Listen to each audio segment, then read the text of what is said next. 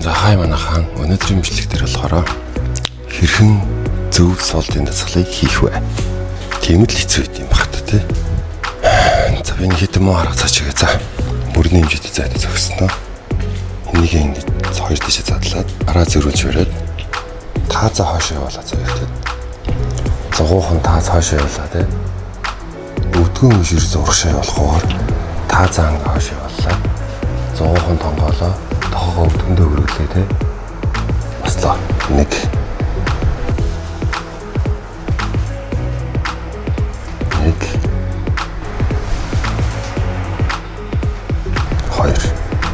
хойшоо таазаа шиг гэдэг нь онцох гээд байгаа. Хойшоо тэгвэл нэгдэг байхгүй. Энэ ордлын орчин чангалчдаг байхгүй. Сонлоо.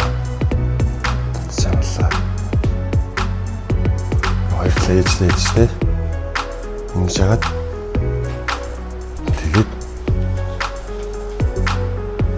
өвдөн ингээ урагшаа аваад нэг л болчихгүй ингээд байл тэ. Ханнаасаа нэг ойролцоогоор ийм мэдээ цааны гар тавьдаг. Ийм мэдээ цаатай хөлөө хоёр тишээ задлаа.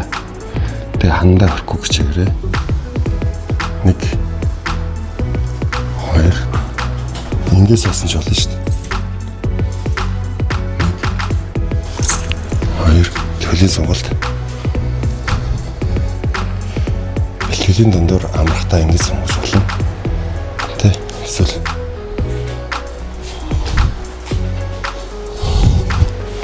ингэж сонгож болно.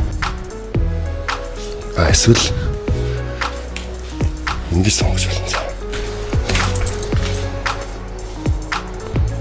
Ингэж сонгож болно шүү.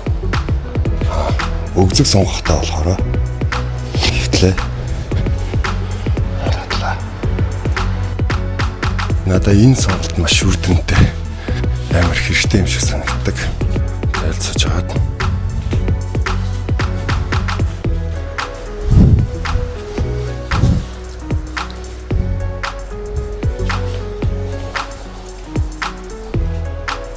Энийг ингэж хийсэн ч болдог.